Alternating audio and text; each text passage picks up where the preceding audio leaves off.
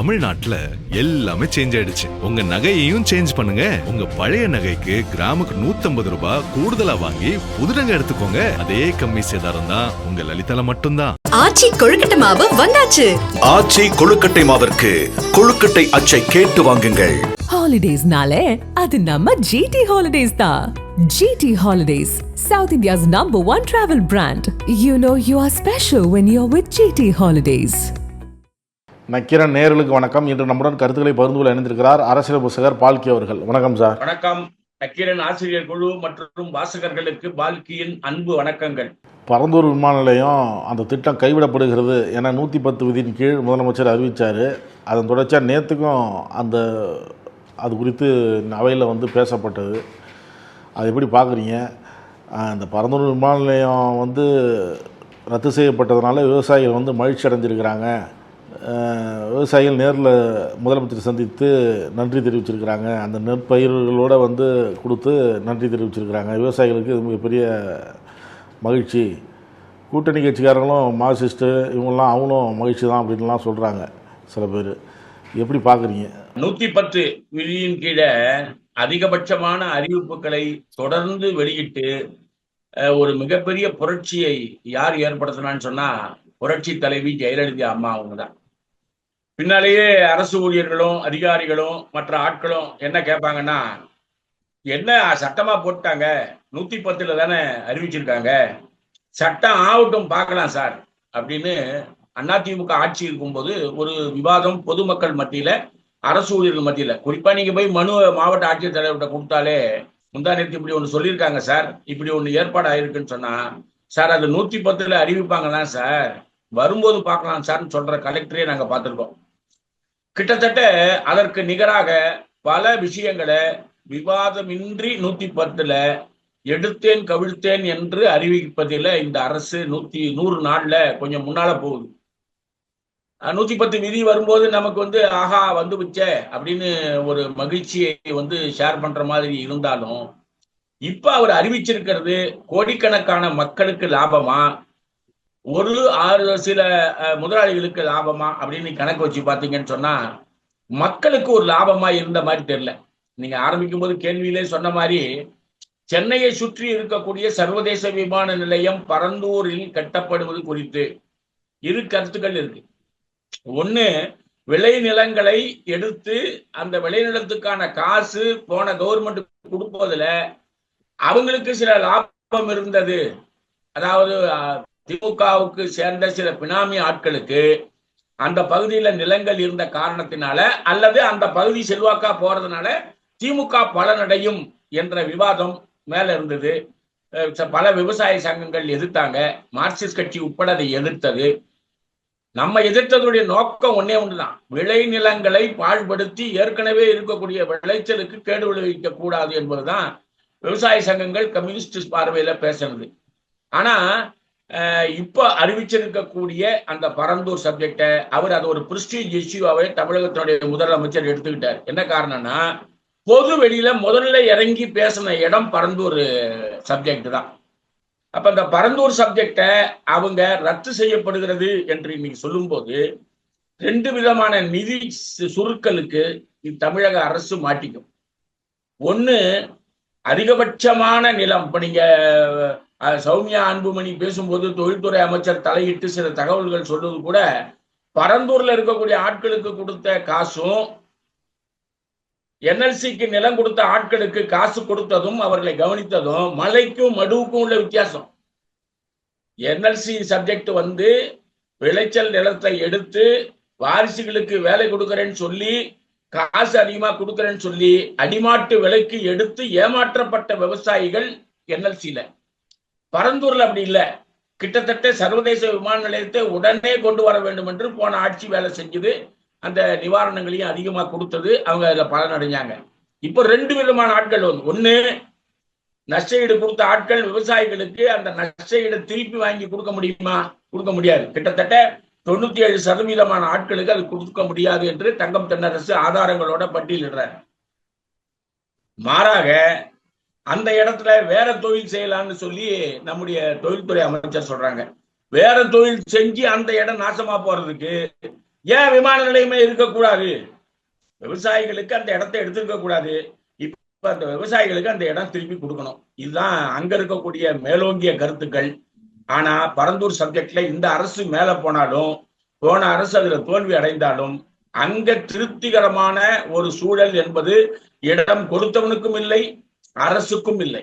அரசுக்கு இப்ப என்ன ஆபத்து வந்திருக்கிறதுன்னு சொன்னா, வேற ஒரு இடத்துல நான் பார்க்க போறேன் அப்படின்னு சொன்னா அந்த இடம் எது என்பதுலதான் பிரச்சனை தொக்கி நிக்குது.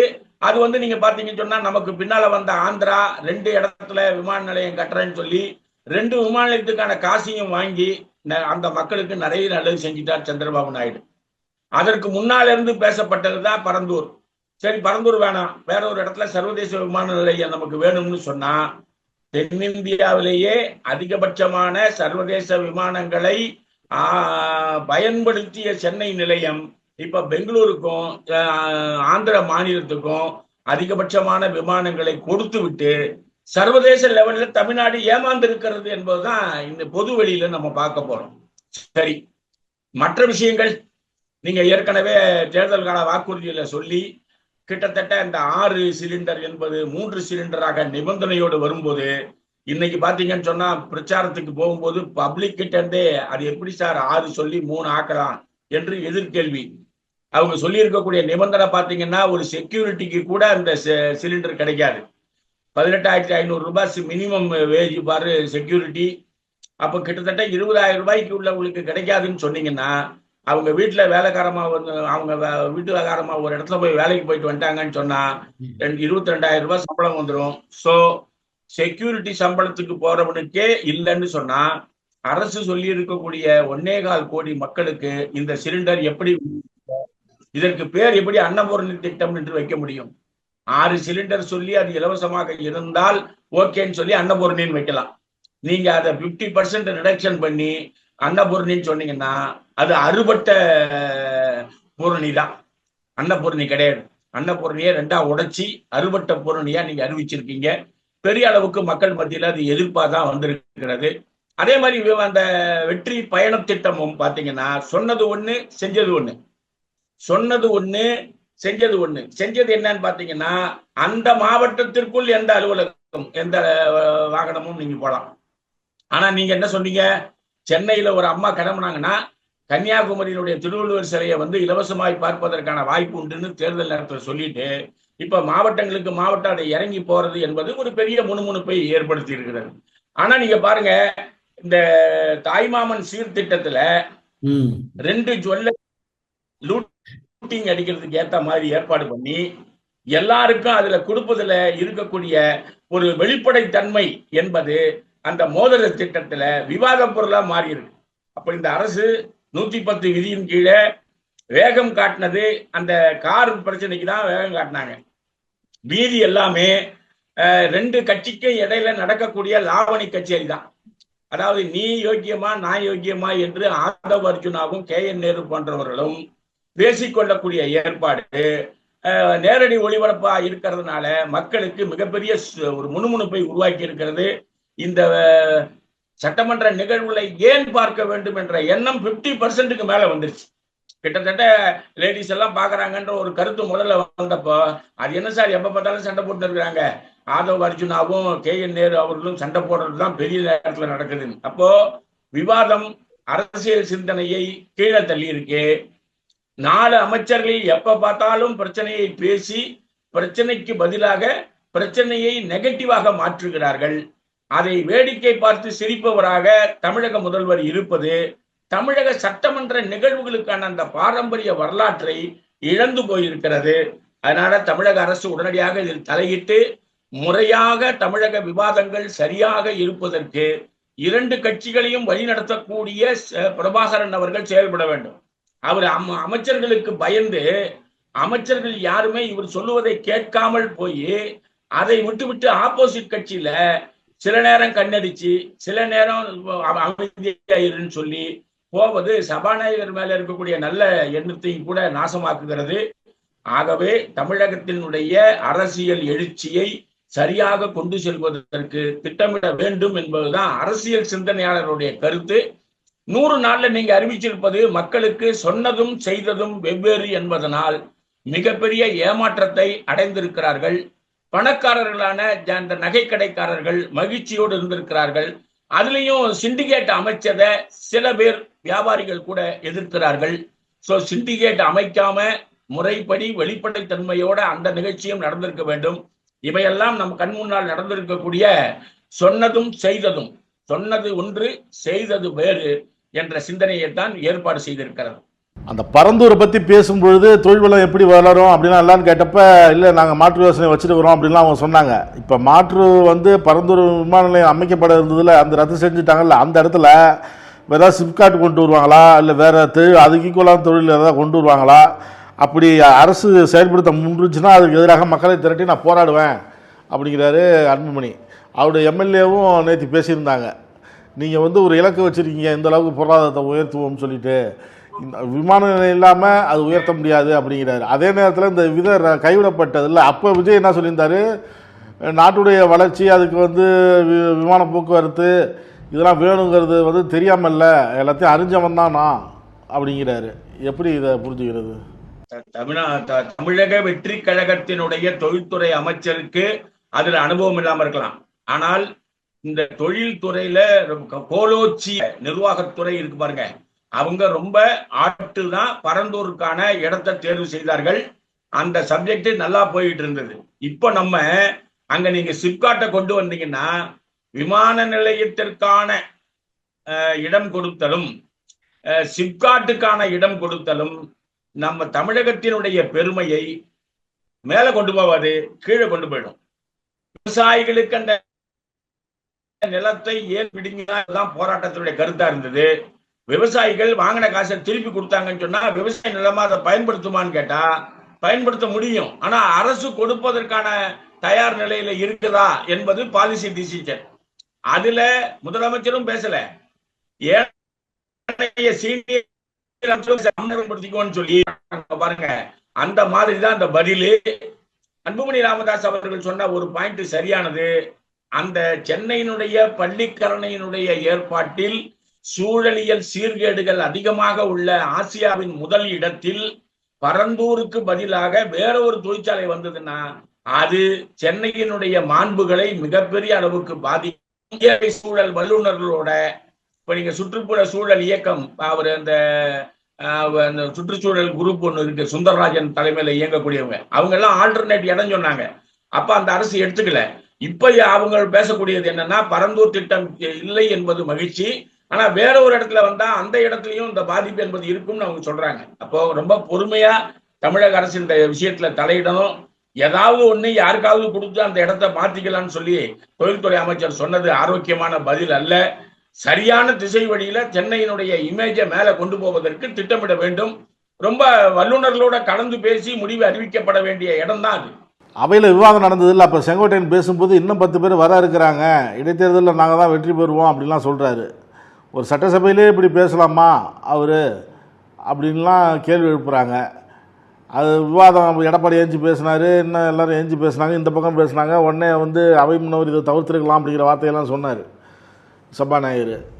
இப்போ 6 பேர் என்னாச்சு, அந்த இடம் என்னாச்சு, அவங்க இந்த மக்களுக்காக குரல் கொடுக்கறது யார்? அவங்க ஒரு தேர்தலை சந்திக்கிறது சாதாரண விஷயம் இல்லை. இத்தனை பேர் உழைப்பு இருக்குது. தன்னால் உடல்நிலை முடியலனாலும் வயோதிகம் அடைந்தவர்கள் 70 மேலே 75 மேலே உள்ளவங்க தன்னால் முடியலனாலும் வாக்களிச்சிருக்கிறாங்க. இன்னார் வந்தால் தானே நமக்கு நல்லதுன்னு சொல்லி வாக்களித்து வெற்றி பெற்றிருக்கிறாங்க. அவங்க முதல் சட்டசபை கூட்டத்தொடரிலே பங்கேற்கல. அப்படிங்கும்போது அவங்களுடைய எதிர்காலம் என்ன, மீண்டும் இது தேர்தல் வருமா அப்படின்லாம் கேள்வி எழுப்பப்பட்டது. அப்போ தான் வாதம்லாம் அதிகமாக இது இன்னும் 10 பேர் வர இருக்கிறாங்க, கண்டிப்பாக நாங்கள் தான் ஜெயிப்போம் அப்படிலாம் செங்கோட்டையன் சொல்கிறது.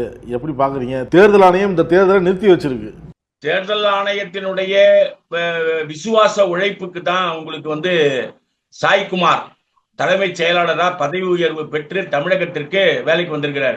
அது பியூரா பாத்தீங்கன்னா பாரதிய ஜனதாவினுடைய RSS கொள்கையில் இருக்கக்கூடியவர் தான் தமிழ்நாடு தலைமைச் செயலாளர்.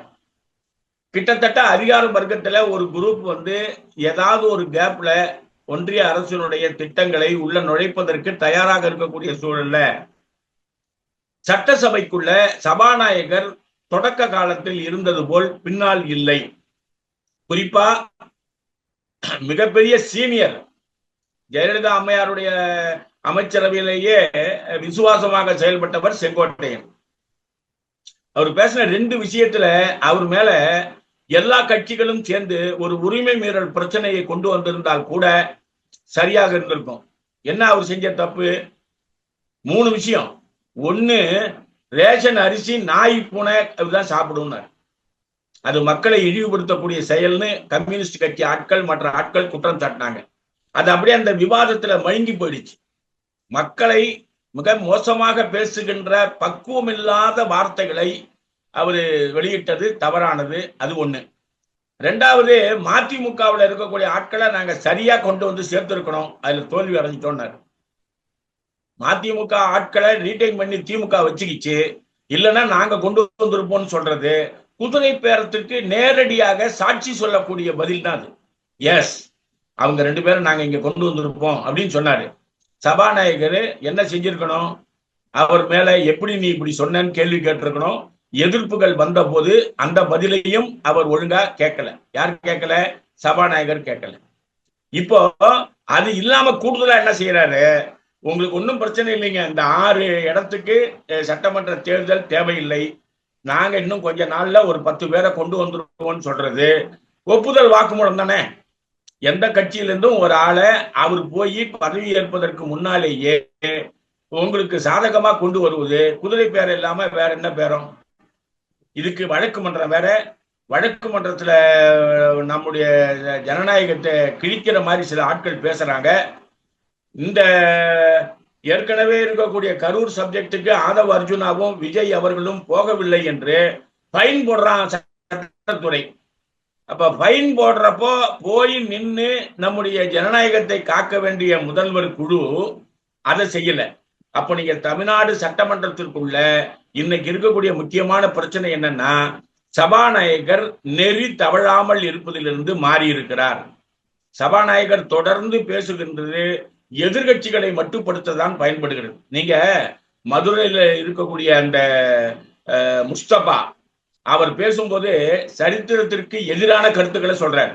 திராவிட முன்னேற்ற கழக ஆட்சியில பொய்கேஸ் போட்டு முஸ்லிம்களை எல்லாம் ஜெயில வச்சு அவங்கள அதிகபட்சமா ஜெயில இருக்கக்கூடிய ஆட்களை வெளியில எடுப்பதில் திமுக உதவி செய்யவில்லை என்று ஒரு பொய்ய சான்றுகளோட தமிமுன் அன்சாரி சில விஷயங்களை சொன்னதுக்கு அப்புறம் தான் வாசகர்களுக்கு அந்த உண்மை தெரியுது.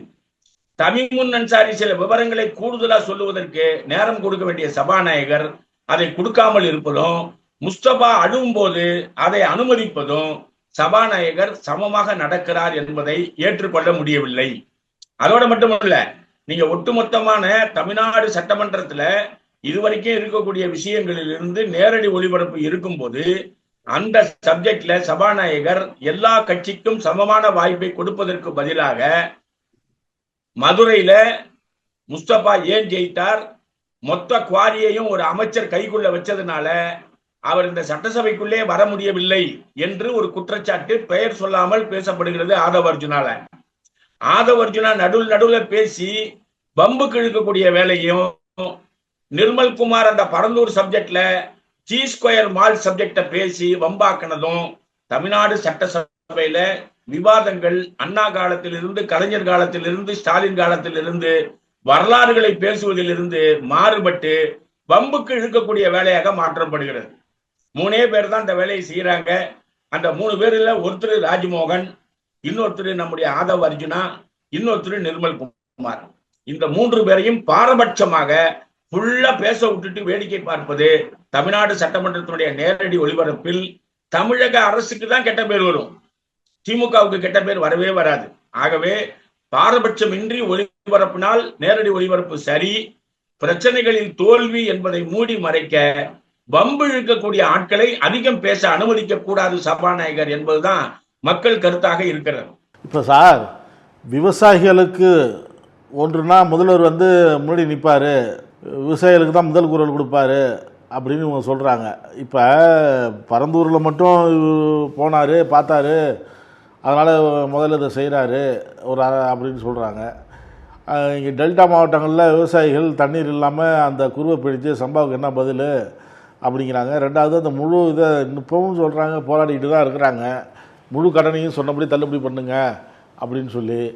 நாங்கள் நிவாரணம் கேட்குறது திருப்பி வந்து அந்த விவசாயத்தை மீண்டும் செய்யறதுக்கு தானே ஒழிய மற்றபடிலாம் ஒன்றும் இல்லை அப்படிங்கிறாங்க. இதை எப்படி பார்க்குறீங்க? ஒரு பக்கம் அவர் செஞ்சார் நல்லா இருக்காரு அப்படிங்கிறாங்க, இன்னொரு பக்கம் விவசாயிகள் வந்து இல்லை செய்யலை, சொன்னபடி செய்யலை அப்படிங்கிறாங்க.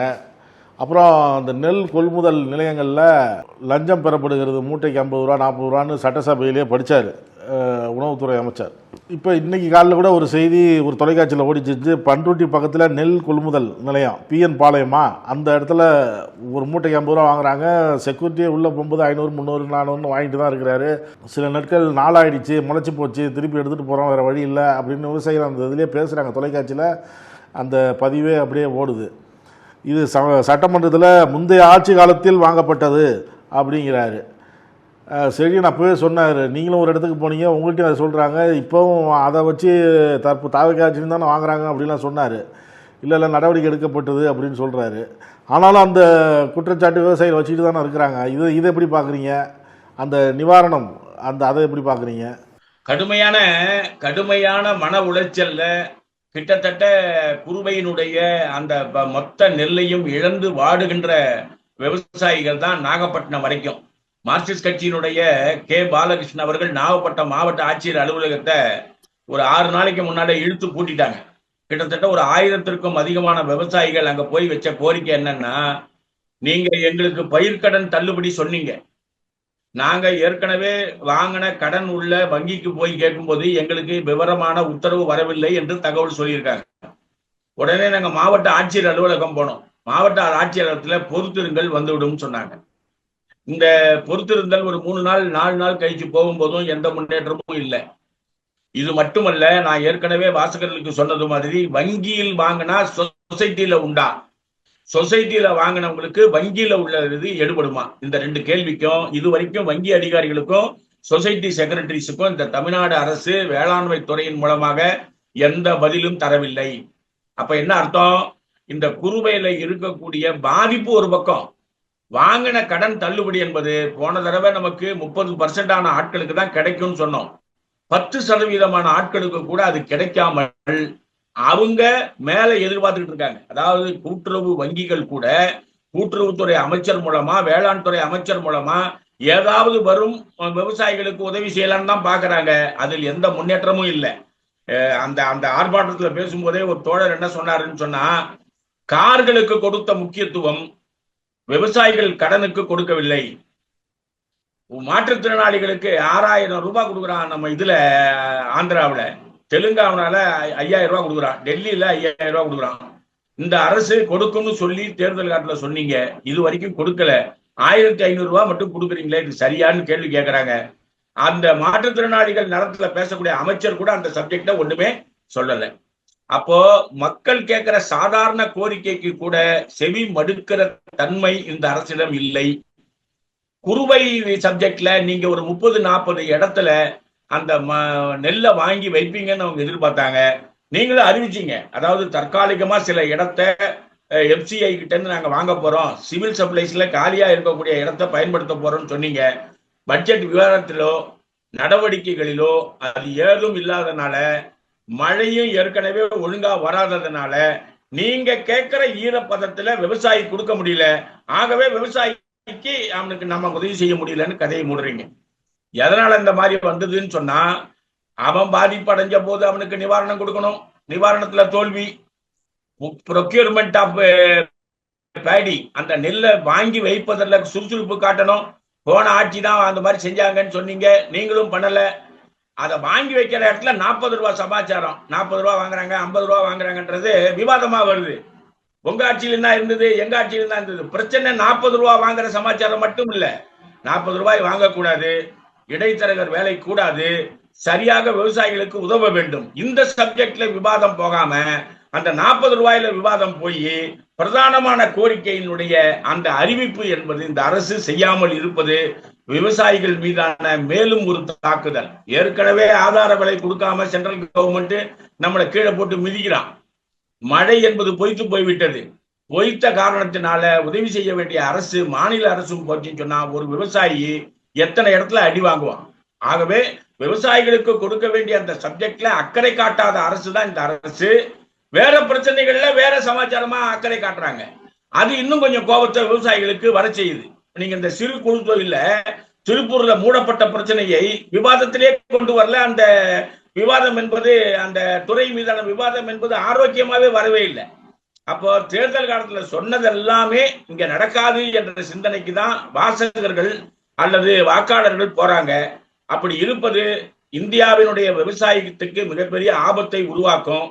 ஏற்கனவே பணப்பயிருக்கு போகலாமான்னு நினைச்சிட்டு இருந்தவன் ஏஜென்சி முறைக்கு பணப்பயிருக்கு போயிடலாமான்னு சொல்லி போயிட்டான்னு சொன்னா இப்ப 70 ரூபாய் விற்கக்கூடிய அரிசி என்பது 100 ரூபாயை போய் தொடும். ஏற்கனவே ஒழுங்கான அரிசி வாங்க முடியல, குறைவா இருக்கக்கூடிய அரிசிக்கு விலை அதிகம், ஷார்டேஜா இருக்குன்னு சொன்னா கூடுதலான அரிசி விலையாயிடும். ஆகவே அரசு இதுல வேகமான நடவடிக்கை எடுத்து விவசாயத்தை பாதுகாக்கணும். அரிசி உற்பத்தியை மேலும் அதிகமாக்கி செய்வதற்கு கூடுதல் முடுக்கு உத்தரவை அதிகாரிகள் செய்வதற்கு இந்த அரசு திட்டமிட வேண்டும் என்பதுதான் நம்முடைய எதிர்பார்ப்பு. இந்த ஒரே நாடு ஒரே தேர்தல் அமலுக்கு வருமா? வந்தா பாராளுமன்ற தேர்தலும் சட்டமன்ற தேர்தலும் ஒன்றாக அமைக்கப்படுமா? எப்படி அதை பார்க்குறீங்க? இந்த தொகுதி மறுசீரமைப்பு வரப்போதான் அதுவும் வருமா? இது குறித்த பேச்சும் சில இடங்களில் பேசும் பொருளாக விவாதங்கள்ல இருக்கு. ஒன்றிய அரசினுடைய திட்டம் தடையின்றி நடக்கிறது. ஒன்றிய அரசினுடைய திட்டம் என்ன? ஒரு மாநிலத்தினுடைய எஸ்ஐஆர் திட்டத்தில் 60 லட்சத்திலிருந்து 1 கோடி பேரை வேலையை விட்டு அந்த பட்டியலிருந்து எடுக்கணும். கர்நாடகா, பஞ்சாப் கிட்டத்தட்ட 1 கோடிக்கு நிகரான ஆட்களை அந்த பட்டியலிருந்து எடுக்கிறாங்க. 4 முறை நாடுகளுக்கு சிறப்பு தூதுவராய் இருந்தவர் அவருடைய வாக்கினை அங்கேயே செலுத்த முடியவில்லை டெல்லியில. இதுதான் எஸ்ஐஆர் கேவலமான நிலைமை. இந்த நிலையில் ஒன்றிய அரசு ஒரே நாடு ஒரே தேர்தல் என்பதை நோக்கி போய்கொண்டிருக்கிறார்கள். எதிர்கட்சி அதை அவ்வளவு சீரியஸா பார்க்காம அந்தந்த மாநில பிரச்சனைகளோடு முடங்கி கிடக்கிறது. 80வது சுதந்திர தின விழா உரையில அவர் தோல்வி அடைந்து பேச்சை நடத்தினார், நக்சல் வாரிகள் அதிகமாகி விட்டார்கள்னு. ஆனால் இன்னமும் காங்கிரஸ் கட்சியும் ஏனைய கட்சிகளும் இந்திய அளவில் திட்டமிட்டு ஒன்றிய அரசை எதிர்த்தால் ஒழிய அந்த ஒரே நாடு ஒரே தேர்தல் என்பதை தடுக்க முடியாது. ஒரே நாடு ஒரே தேர்தல் பிஜேபி கைக்குள்ள போயிடுச்சுன்னு சொன்னா அதிபர் ஆட்சி முறைக்கு மோடியே அதிபராக அல்லது அமித்ஷா அதிபராக அல்லது யோகி ஆதித்யநாத் அதிபராக மாறும் காலம் வந்துவிடும். ஜாக்கிரதையாக எதிர்கட்சிகள் செயல்பட வேண்டிய நேரம் இது. கருத்துக்களை பகிர்ந்ததற்கு நன்றி சார். கருத்துக்களை கேட்டமைக்கு நன்றி, வணக்கம். நக்கீரன் டிவிக்கு சப்ஸ்கிரைப் செய்யுங்கள். உங்கள் ஆதரவே எங்கள் பலம். ஆசிரியர்களுக்கு நண்பனாகவும் மாணவர்களுக்கு ஆசானாகவும் திகழும் தேர்வு வழிகாட்டி.